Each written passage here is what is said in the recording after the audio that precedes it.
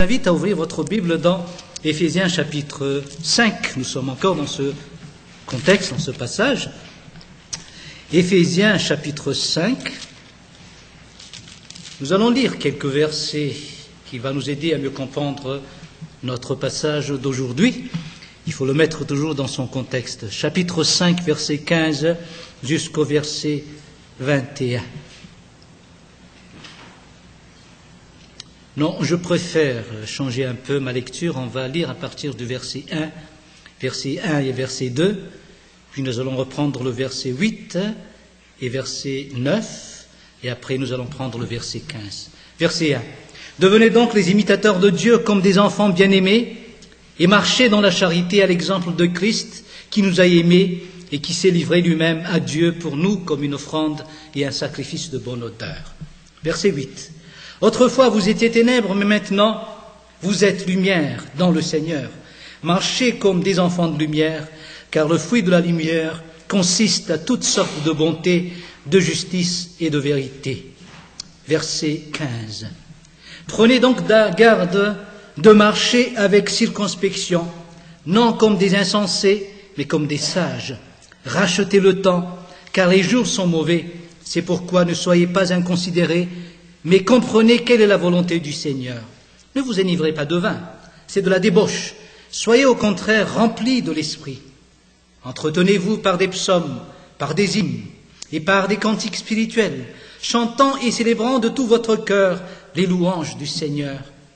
Rendez continuellement grâce pour toutes choses à Dieu le Père, au nom de notre Seigneur Jésus-Christ, vous soumettant les uns aux autres dans la crainte de Christ. Eh bien, là, nous avons un contexte qui nous parle déjà quand on regarde un peu ces trois passages que nous avons choisis. Au verset 1, vous avez un verbe qui est utilisé, le verbe marcher, qui est répété au verset 8, marcher, et qui revient encore au verset 15 dans la version seconde, se conduire. Mais en réalité, c'est marcher encore. Nous avons un passage qui nous parle de la marche dans la charité, la marche comme des enfants de lumière et la marche avec circonspection. Nous avons eu l'occasion de voir ensemble que notre marche est toujours dictée par notre vision, mais notre vision est toujours déterminée par notre théologie. Dites-moi quelle est votre théologie, je vous dirai quelle est et quelle sera votre vision. Et c'est votre vision qui va déterminer votre pratique et votre vie et votre marche. Ça, c'est la logique simple dans la vie humaine, il y a l'analogie. Eh bien, vous n'allez pas avancer sans avoir pensé. Même si vous n'avez pas tellement de but très clair, vous pensez toujours avant de faire quoi que ce soit. Donc, il y a cette pensée d'abord avant la marche. Donc, dans la vie chrétienne, l'apôtre Paul parlait aux Éphésiens de leur théologie. Dans le chapitre 1er, 2e, 3e, on a vu ça. Et dans le chapitre 4, nous avons la marche chrétienne. Et maintenant, nous avons choisi ces trois marches qui sont les, modalités de la marche chrétienne. Dans le verset 1 du chapitre 4 et dans le verset 17, on nous parle de la marche en général. Revenons un peu sur cela, verset 1 du chapitre 4. Je vous exhorte donc, moi le prisonnier dans le Seigneur, à marcher d'une manière digne de la vocation qui vous a été adressée. Ça, c'est un appel général.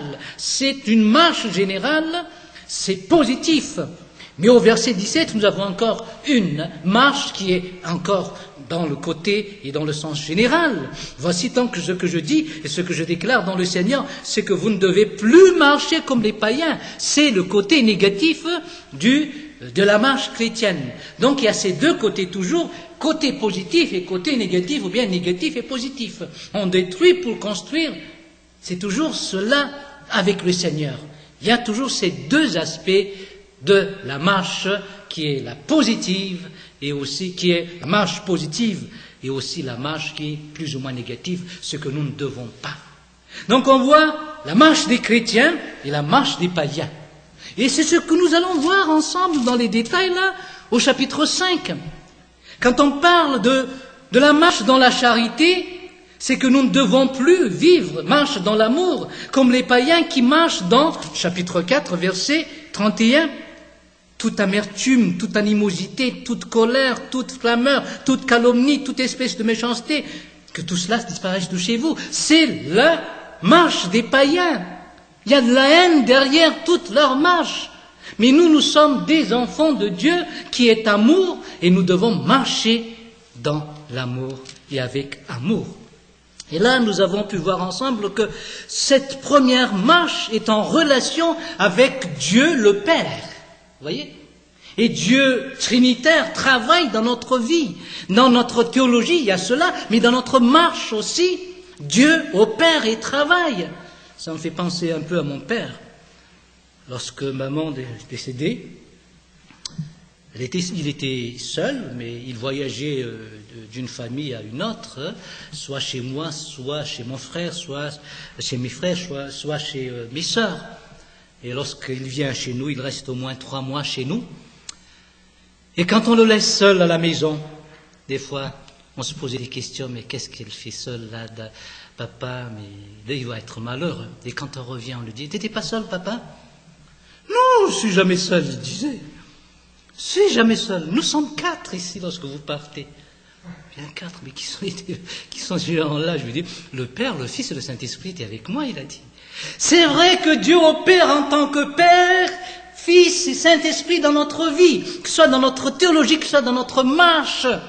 Et dans notre marche chrétienne, nous avons notre Dieu qui est notre Père, qui est amour. Et il nous est dit au verset 1 du chapitre 5, « Devenez donc les imitateurs de Dieu, Dieu qui est notre Père, comme des enfants bien-aimés. Nous avons été aimés par Dieu, choisis par Dieu, choyés par Dieu.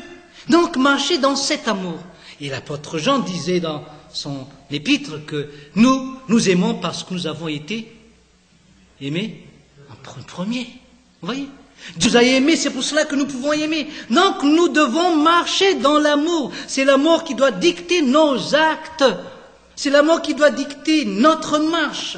Nous devons marcher dans cet amour et à l'exemple de Jésus-Christ. Au verset 8, nous avons encore un passage qui va nous parler de la marche chrétienne du côté positif, mais aussi du côté négatif. Le côté positif, c'est marcher comme des enfants de lumière. Mais si vous regardez au verset 6, puis dans d'autres versets, on parle, verset 11, ne prenez point part aux œuvres infructueuses des ténèbres. Nous ne sommes plus des gens des ténèbres, nous sommes des lumières, nous sommes des enfants de lumière. Donc nous ne devons plus marcher comme des enfants de ténèbres, comme les gens dans les ténèbres, mais les ténèbres eux-mêmes. Et ça, c'est en rapport avec qui ? Avec Jésus-Christ, qui est la lumière. Je suis la lumière du monde, il a dit. Et lorsque vous avez reçu Jésus-Christ comme votre Seigneur et Sauveur, vous avez reçu une lumière et vous allez illuminer les autres aussi, grâce à cette lumière. Donc nous devons marcher par rapport à notre Seigneur qui est mort pour nous, qui est notre lumière. Nous devons marcher comme des enfants de lumière. Et nous avons vu ce qu'est les ténèbres. C'est au verset 3, l'impudicité, l'espèce d'impureté, la cupidité, tout ça, c'est le monde des ténèbres. Nous ne vivons plus dans ce monde des ténèbres. Et c'est le monde où nous sommes. Alain vient de parler du problème de loi, là, en ce qui concerne le mariage des homosexuels ou bien des lesbiennes. Hein? Eh bien, ça fait partie de l'impudicité, de l'impureté, comme dit la Bible. Problème hétéro ou bien homo, il n'y a pas de différence. En tout cas, c'est toujours le péché. Et ça, c'est le péché que le monde vit, et il vit là-dedans. Et c'est ce que la Bible appelle être dans les ténèbres. Nous ne sommes plus des gens des ténèbres, nous sommes lumière, dit l'apôtre. Donc nous devons marcher comme des enfants de lumière. Et nous devons quitter tout cela. Verset 15. Prenez donc garde de marcher avec circonspection. Et cette fois-ci, c'est en rapport avec qui? Avec le Saint-Esprit. Et nous ne devons plus marcher comme quoi? Comme les païens qui sont des insensés. Et nous devons marcher avec sagesse. Marcher dans l'amour, car Dieu est amour. Marcher comme des enfants de lumière, car notre Seigneur est lumière. Et marcher avec circonspection, ou bien avec sagesse, car le Saint-Esprit est sagesse. Vous voyez, il y a une relation entre ces trois personnes, et relation avec notre marche aussi. Et nous devons être conscients de tout cela. Et si nous revenons maintenant à notre texte, au verset 18, « Ne vous enivrez pas de vin, c'est de la débauche, soyez au contraire remplis de l'esprit. » Vous voyez là le côté négatif encore et le côté positif. Marcher dans la sagesse, c'est quoi? Premièrement, se conduire avec circonspection. C'est le verset 15. Deuxièmement, c'est quoi? Racheter le temps. Troisièmement, c'est quoi? Verset 17. Comprendre quelle est la volonté du Seigneur. Vous voyez, ces trois choses-là, ce sont les explications de la sagesse, de la marche dans la sagesse, c'est que nous devons marcher sagement avec circonspection, en regardant où nous allons mettre notre pied. Chaque chose a sa place. Votre pied doit être où le dimanche?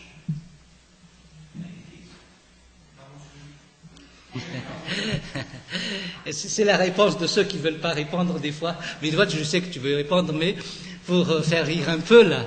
Oui, dans nos souliers. Mais les souliers nous amènent nous au culte, le dimanche.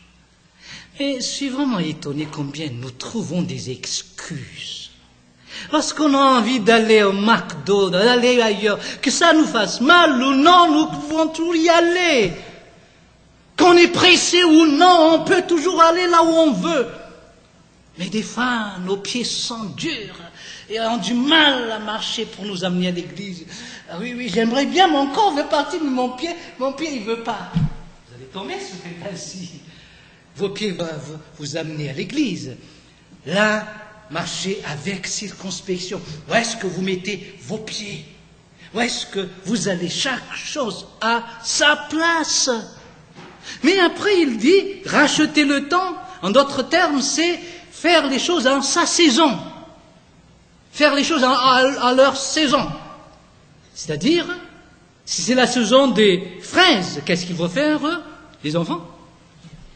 Cueillir des fraises. Est-ce que à Noël, on pourra cueillir des fraises? Non. Et vous êtes insensés si vous faites cela en hiver. Car chaque chose a sa saison. Il y a une saison pour tout. Donc rachetons notre temps. Voilà ce qu'on appelle être sage. Donc sage dans le temps, sage dans tout ce que nous faisons. Et Dieu, les choses que nous faisons aussi.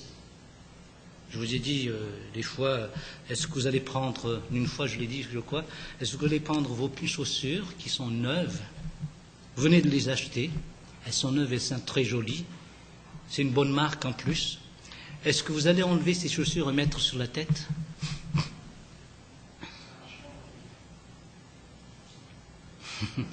Une bonne remarque. Et vous n'allez jamais le faire. Même si elles sont bonnes, vos chaussures, et neuves, vous n'allez pas les mettre là. Ce n'est pas leur place. Leur place, c'est aux pieds.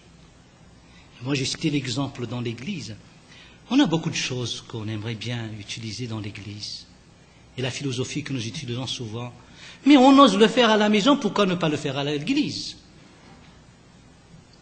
Mais vous faites cela tous les jours, mais pourquoi pas le faire dans l'église? Eh bien, je mets mes chaussures, mais je ne vais pas les mettre sur ma tête.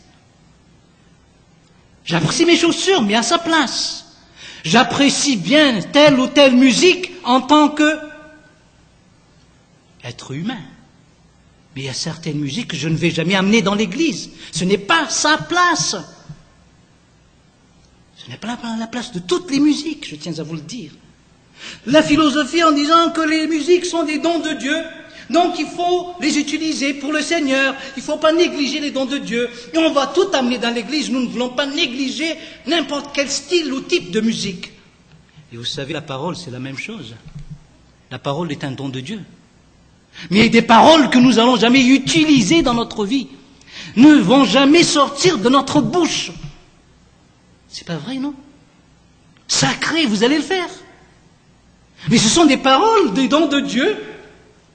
Mais je ne veux jamais l'utiliser dans l'Église, ni dans ma vie quotidienne. Il y a certaines paroles qui ne doivent pas utiliser pour ma vie chrétienne. Et la musique, c'est la même chose. Il y a des musiques qui ne peuvent pas, qui ne doivent pas et qui ne seront jamais dans l'Église si le Saint-Esprit travaille. Est-ce que lorsque vous allez dans une discothèque, vous allez entendre ce chant? La la la la la la la la la, dans une sorte de discothèque, là, une boîte de nuit comme nous disons chez nous, où les gens viennent le soir pour danser, pour faire la vie. C'est ça que vous allez sortir comme musique. Est-ce qu'ils vont apprécier cela? Ils savent très bien que telle musique n'est pas dans sa place. Et pourtant, dans notre Église, il y a certaines musiques qui rentrent dans notre Église. Et nous sommes inconscients de tout cela et nous trouvons des excuses, nous rationalisons tout. Et la première rationalisation, c'est celle-ci. Vous savez très bien, dans l'histoire, il y a des chants des hymnes, il y a des gens qui ont été utilisés dans les cabarets, mais on les chante maintenant. Mais ce n'est pas une excuse, une exception qui confirme toujours la règle. Mais nous oublions aussi qu'au temps des puritains, les musiques chrétiennes influençaient le monde. Vous savez très bien, même le jour est respecté comme sabbat le dimanche. Et même les païens respectaient cela. Et la musique aussi avait de l'influence dans la vie de chaque païen. Donc ce n'est pas étonnant de voir une musique plus ou moins chrétienne composée par des païens qui sera peut-être utilisée dans des cabarets. C'est l'influence du christianisme dans le monde du cabaret peut-être, dans ce sens-là. Mais n'utilisons pas l'inverse. Ce sont toujours des rationalisations que nous apportons pour excuser, afin que chaque chose pourra entrer dans l'Église. Mais mettez bien dans la tête chaque chose à sa place. Là, j'ai cité simplement la musique, mais on peut citer n'importe quoi, dans votre vie et aussi dans la vie de l'Église. Mais quoi encore? C'est comprendre aussi la volonté de Dieu. Être sage, c'est marcher avec circonspection, c'est marcher, faire les choses en son temps, premièrement, puis faire les choses en sa saison. Faire chaque chose en son temps et faire chaque chose dans sa place. Et troisièmement, comprendre quelle est la volonté de Dieu. Est-ce que vous allez agir d'une manière insensée en connaissant la volonté de Dieu? Ce qui est bien et ce qui est mal. Je suis sûr que vous n'allez pas le faire. Mais la raison pour laquelle nous tombons dans le péché, nous persistons dans le péché, peut-être c'est parce que nous ne connaissons pas et ne comprenons pas quelle est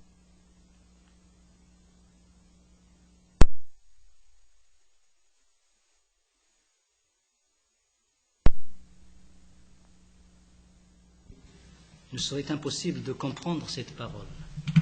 On a beau l'expliquer, faire de l'exégèse, et bien apporter l'enseignement dans la parole de Dieu. Mais si le Saint-Esprit ne travaille pas, c'est de la lettre morte, comme on dit. C'est de la lettre morte.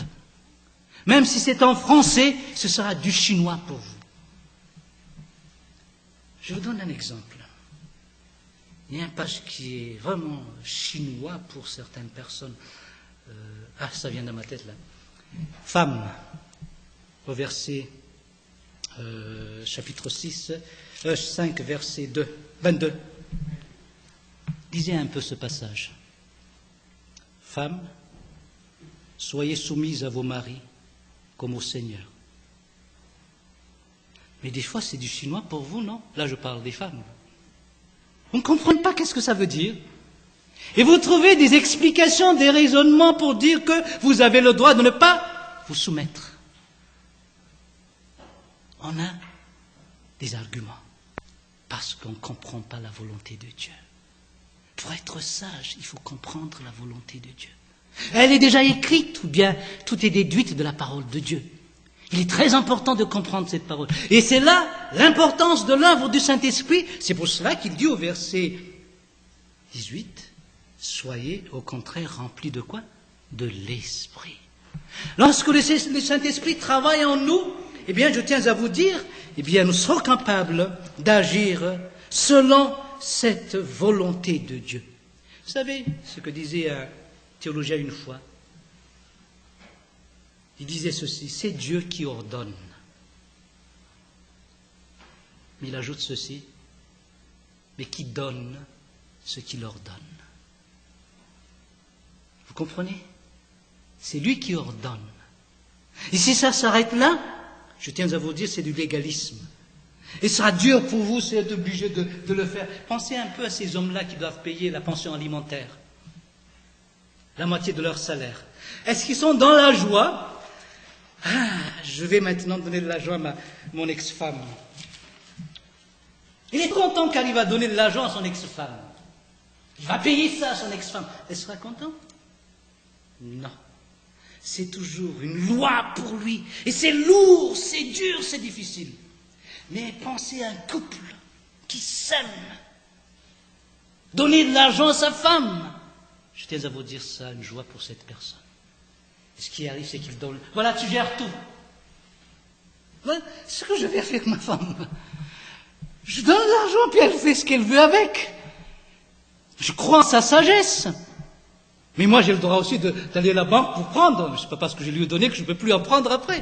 Mais je tiens à vous dire qu'il y a cette joie de donner et de donner avec, comment dirais-je, confiance. Mais faire cela maintenant et avoir un compte pour 2 personnes sera un problème. Maintenant, on a 2 comptes différents, chacun a son compte. Ah, ça c'est ton argent, hein. Ça c'est mon argent. Et ça m'étonne toujours quand j'entends ça de la bouche des chrétiens. Ça me fait tiquer. La Bible nous dit que nous sommes un, et puis là nous devenons 2. Chacun a son compte. Et l'autre ne sait même pas quel est le compte de l'autre. Et ça c'est dommage. Mais l'amour, vous savez, l'amour croit tout. Et l'amour est aussi une sorte de confiance envers l'autre personne. Alors, si nous avons l'esprit et que la parole de Dieu travaille en nous, eh bien il nous ordonne d'abord. Mais il donne ce qu'il ordonne. Et ce sera une grande joie pour nous de le faire. C'est ça la vie chrétienne, une joie de servir le Seigneur. Ce n'est pas de l'esclavage, comme Martin a dit ce matin. Eh bien, venez à moi, vous qui êtes fatigués, je vous donnerai du repos. Recevez mon joug. Et son joug, c'est quoi? C'est l'esclavage, ça. Acceptez mon esclavage. Acceptez d'être mon esclave. Mais mon joug est doux. Les impératifs de Dieu sont doux. Mais lorsque le Saint-Esprit ne travaille pas, je tiens à vous dire, c'est dur. C'est du légalisme dans votre vie. Et vous souffrez. Vous avez du mal à le faire. Et vous serez fatigué après. Ça me rappelle une dame qui est allée faire de l'évangélisation avec un groupe charismatique. C'était au début de sa conversion. Puis elle est devenue membre dans l'église après. Puis il a dit, pasteur, j'ai fait de l'évangélisation une fois avec notre groupe, pendant une semaine. Mais après l'évangélisation, elle a dit, j'étais tanné, fatigué de tout cela. Et même tanné de Jésus-Christ. Pourquoi? Je sais qu'elle est chrétienne. Elle est sauvée. Elle est fatiguée. Elle a trouvé ça dur. Et qu'elle rentrait, elle est toujours comme ça alors lorsqu'elle rentre. Fatiguée. Déprimée. Mais pourquoi vous êtes déprimé dans l'œuvre du Seigneur, dans la vie chrétienne? Vous souffrez dans l'église, vous avez mal à l'aise dans l'église. Mais pourquoi? Il y a un problème. Vous savez, c'est dur pour vous d'écouter la parole de Dieu. Restez 3 heures pour la côté, nous sommes prêts à le faire. Assis là, attendant 4 heures, 5 heures, 6 heures, 10 heures, ça ne nous dérange pas. Être debout pour regarder les chanteurs là, vous savez très bien là, en France, je ne sais pas ici, mais les gens quand ils viennent écouter les chanteurs connus mondialement là, comme Michael Jackson, puis les autres là, mais ils sont debout au moins 6 heures pour écouter des chanteurs comme ça. Il n'y a pas de toilette, je tiens à vous le dire. Mais ils sont capables de se tenir et de retenir aussi. Je tiens à vous le dire, qu'ils sont capables. Il y a une motivation derrière. Mais pourquoi nous sommes fatigués après 1 heure de prédication? 1 heure, c'est pas long, ça. J'ai jamais prêché 1 heure ici, en tout cas. J'ai enseigné pendant 1 heure, pendant les études, l'après-midi. Mais tout est intérieur en nous. C'est l'œuvre du Saint-Esprit en nous. Lorsque le Saint-Esprit travaille, ça va nous aider et ça va nous donner la joie de faire les choses pour Dieu et avec Dieu lui-même. Et ce sera la paix, la sérénité et la joie, comme je tiens à vous le dire. Servir le Seigneur, c'est bénéfique et nous serons heureux, comme dit la Bible. Mais essayons d'expliquer maintenant le verset 18. Là, nous avons dit alors que nous avons besoin d'être remplis du Saint-Esprit, et c'est le Saint-Esprit qui va travailler, utiliser cette parole pour que nous puissions l'accomplir. Il ordonne, le Seigneur, mais il donne ce qu'il ordonne grâce au Saint-Esprit qui est en nous. Mais ne vous enivrez pas de vin, c'est de la débauche. Soyez au contraire remplis de l'Esprit. Nous avons ici ce qu'on appelle un parallélisme antithétique en termes techniques dans le domaine grammatical, en tout cas en grec, en hébreu aussi. Parallélisme, genre de parallèle, mais antithétique, qui se contredisent dans un sens, mais qui sont parallèles, mis en parallèle, pour donner plus de contraste, vous savez. Là, je peux donner un exemple de cela. Vous voyez le contraste entre le blanc et le noir. Si je le mets avec celui-ci, on ne voit pas tellement la différence. Même si celui-là n'est pas tellement blanc, on ne voit pas tellement. Mais avec le noir, le blanc sort très bien. Alors, pour mieux comprendre le noir et pour mieux comprendre le blanc, on les met côte à côte. Et ce que nous voyons ici, qu'est-ce que c'est d'être enivré de vin? C'est le contraire d'être rempli du Saint-Esprit. C'est une question de remplissage. Vous remplissez votre intérieur par quoi? Eh bien, peut-être le vôtre, c'est par le vin. Enivré de vin, c'est rempli de vin. Ne soyez pas enivrés de vin.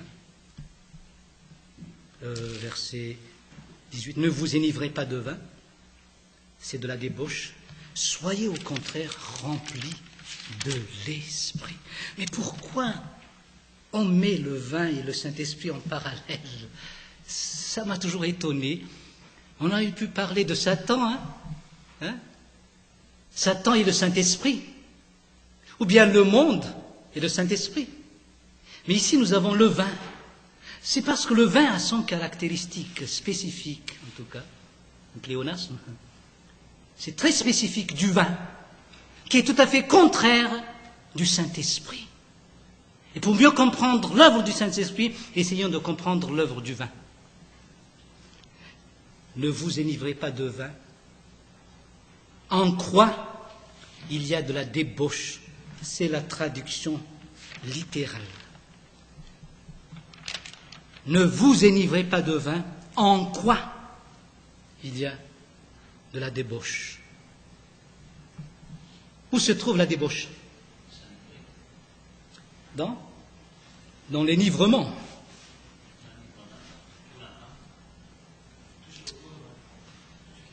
Ce que j'avais pensé jusqu'à maintenant.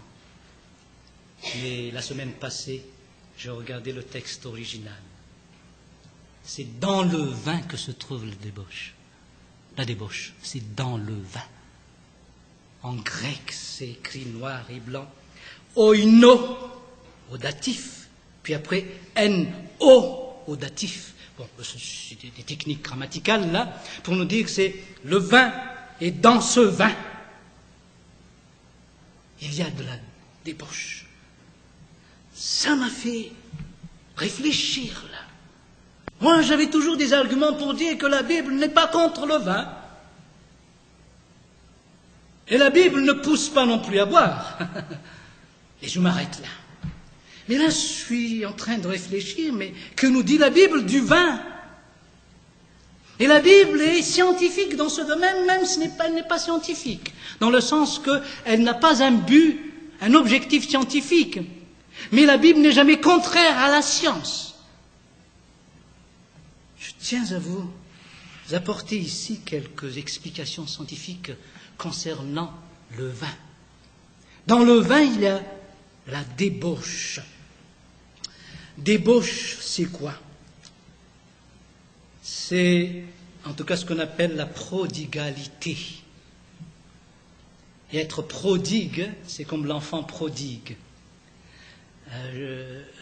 Qu'est-ce que vous avez dans la tête quand on parle de l'enfant prodigue?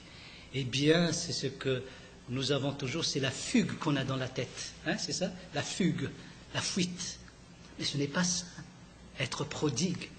Être prodigue, c'est dépenser follement tout ce qu'on a. C'est la dissipation.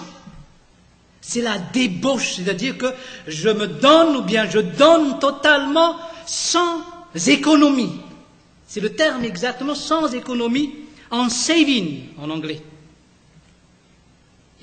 C'est dépensière. Donc dans le vin, il y a cet aspect de dépense, de prodigalité.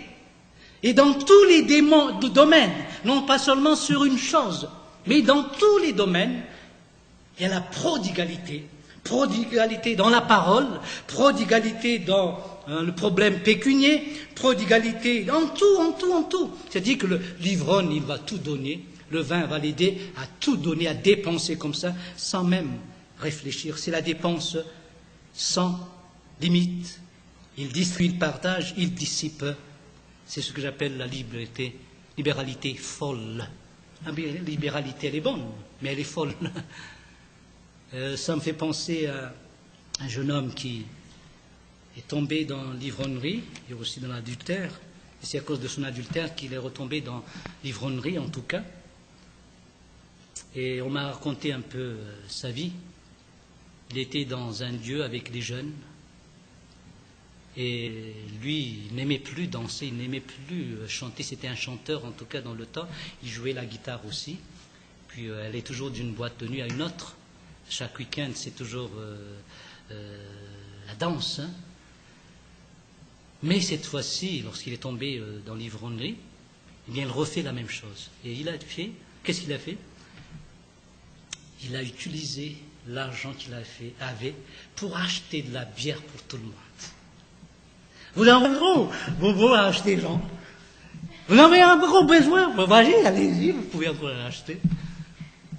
Je ne fais pas de la comédie, mais pour vous dire un peu comment il a réagi. La prodigalité. On dépense, on donne, c'est la débauche, dit la Bible. Mais dans le péché aussi, c'est la même chose. L'adultère, en tout cas, il vivait là-dedans. Une fois, j'étais le voir, mais qu'est-ce que tu fais là-bas? C'est pas ta place, je lui ai dit. Tu devais rentrer chez ta femme.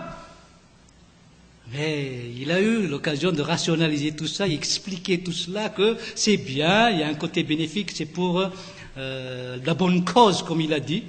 La femme, elle a des problèmes d'argent, puis c'est pour la bonne cause. Vous voyez, on a des excuses. Voilà un homme qui est ivrogne. Il va se dépenser d'énergie, de quoi que ce soit, et c'est la folie. Mais on se pose la question, pourquoi? C'est dans le vin. Ce n'est pas la personne elle-même. Si elle est normale, elle ne va pas agir ainsi. Il y a quelque chose qui s'est passé alors chez cette personne. Et qu'est-ce qui s'est passé? Il faut voir la cause. C'est le vin. C'est le vin. Et vous savez, l'alcool, en tout cas en termes techniques, c'est l'éthanol, je crois. Hein. Vous qui connaissez un peu, je parle à Valère, peut-être il connaît mieux que moi. L'éthanol, c'est le nom scientifique de l'alcool. Et l'éthanol, en tout cas, est dépressif et déprimant. L'alcool altère notre comportement, mais avant tout, altère aussi et surtout notre intellect et notre cerveau. Ça touche notre intellect, notre cerveau. Il atrophie l'activité intellectuelle.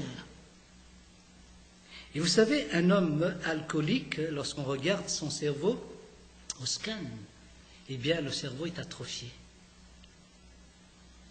Donc, l'alcool a des effets sur le cerveau. Il y a un processus, un chemin qu'ils doivent suivre. En tout cas, ça passe premièrement par la bouche. Sur le coup, ça brûle. Mais à force de répéter, eh bien, on ne sent plus la brûlure. Une sorte de mucus qui est par-dessus, qui empêche de sentir la brûlure. Puis, ça rentre dans l'estomac.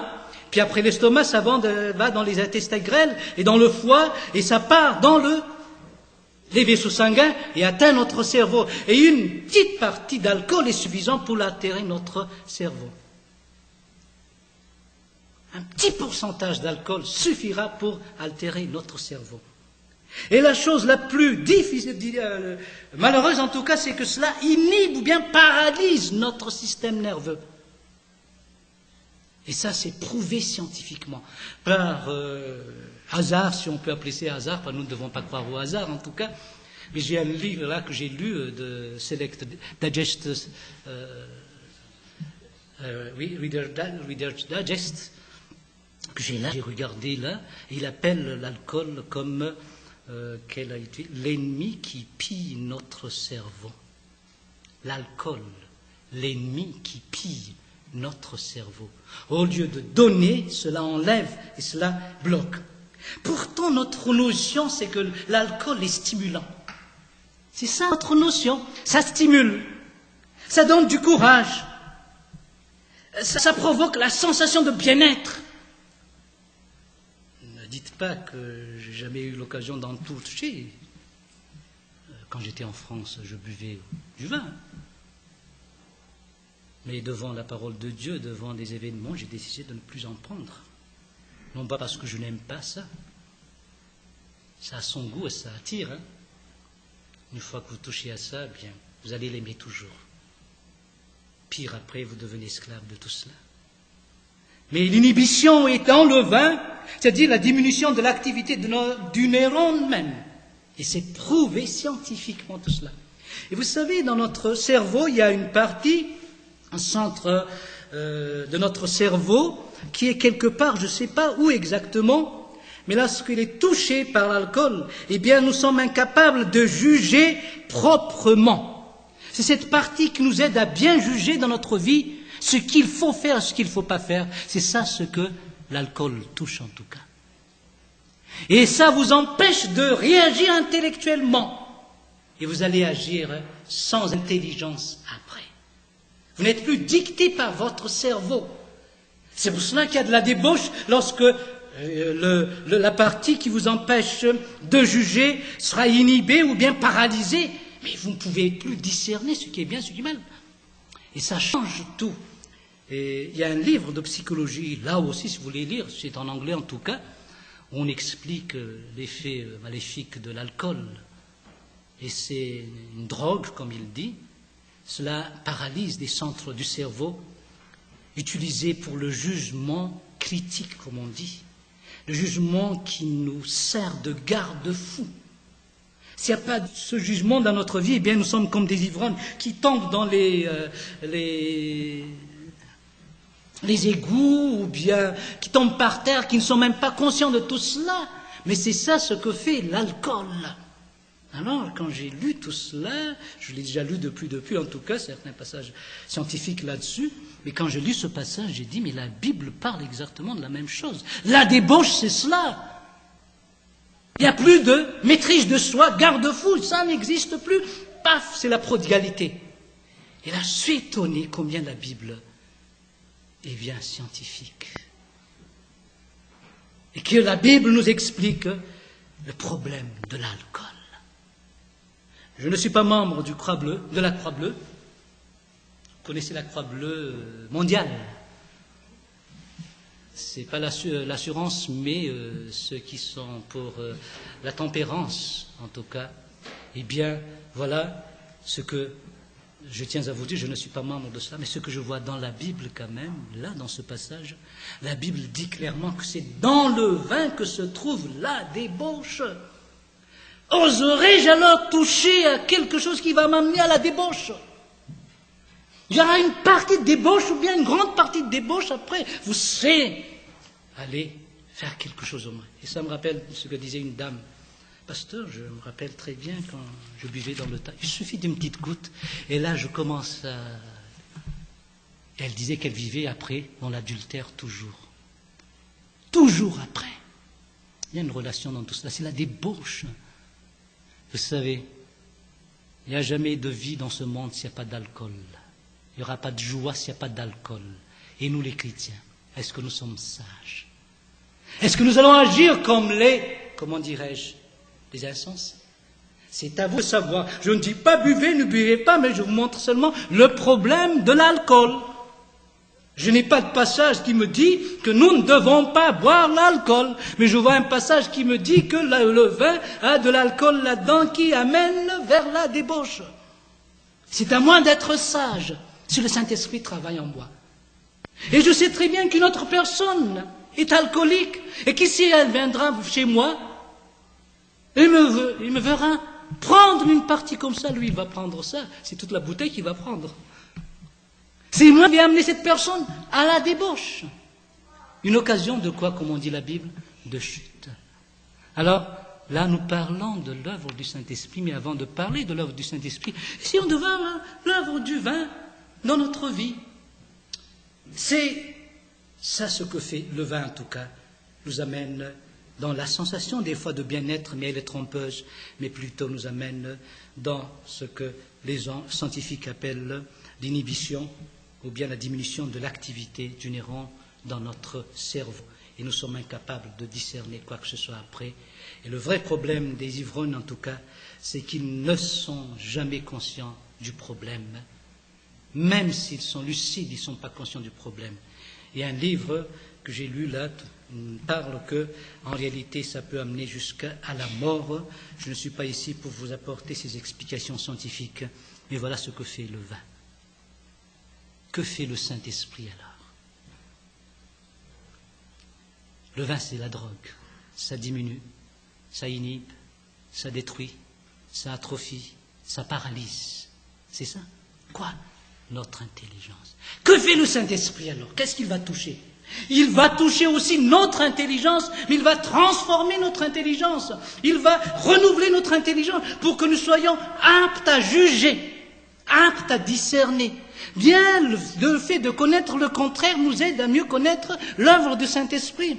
S'il travaille chez vous, serait capable de juger ce qui est bien et ce qui est mal, de discerner quelle est la volonté de Dieu. C'est pour cela que nous avons besoin d'être remplis du Saint-Esprit. C'est son œuvre. Et là, dans ce passage, il nous dit que lorsque nous sommes remplis du Saint-Esprit, nous marchons avec circonspection. Nous marchons en rachetant le temps, en faisant toutes choses en sa saison. Et nous comprenons quoi? La volonté de Dieu. C'est ce qu'on appelle être rempli du Saint-Esprit. Et ça doit progresser toujours. Vous êtes rempli comme ça, mais rempli comme ça après, mais rempli comme ça après. Le terme rempli dans la Bible, en tout cas, en grec, est traduit de deux manières différentes. Il y a le fait d'être rempli comme un verre qu'on remplit d'eau, vide, puis ça devient rempli après. Mais il y a le fait d'être rempli comme la pomme. Elle est remplie, la pomme. Et quand la Bible dit « soyez remplis », elle est déjà remplie, la pomme, mais elle doit s'agrandir tout en étant remplie. Vous voyez? Mais le verre d'eau, il est vide. Vous mettez, vous transvasez, puis vous mettez encore, c'est ponctuel. Mais la plénitude qu'on nous demande ici, c'est la plénitude d'une pomme. C'est que nous devons être en permanence en plénitude, mais nous grandissions dans cette plénitude. Vous voyez? C'est-à-dire une plénitude de cette grandeur qui deviendra une plénitude de cette grandeur. Nous progressions vers cette plénitude en tout cas. Et ça, c'est un état qui doit se développer. Mais l'autre, c'est ponctuel, l'autre plénitude. On aura l'occasion de bien expliquer tout cela la semaine prochaine. Qu'est-ce qu'être rempli de l'Esprit et être rempli de l'Esprit, suivant ces deux termes en tout cas. Mais ce que je tiens à vous dire aujourd'hui, c'est que nous, les chrétiens, nous avons déjà l'Esprit en nous. La Bible nous dit que nous devons être remplis de Saint-Esprit, de ce Saint-Esprit, qu'il habite en nous, oui, il habite en nous, mais qu'il nous remplisse quotidiennement, et cette plénitude du Saint-Esprit qui va nous donner cette sagesse dans la vie chrétienne. Quelqu'un qui est sage, c'est quelqu'un qui est rempli de l'Esprit. Lorsqu'on a demandé qu'on trouve quelqu'un pour être diacre au temps des premiers chrétiens, quel était le critère?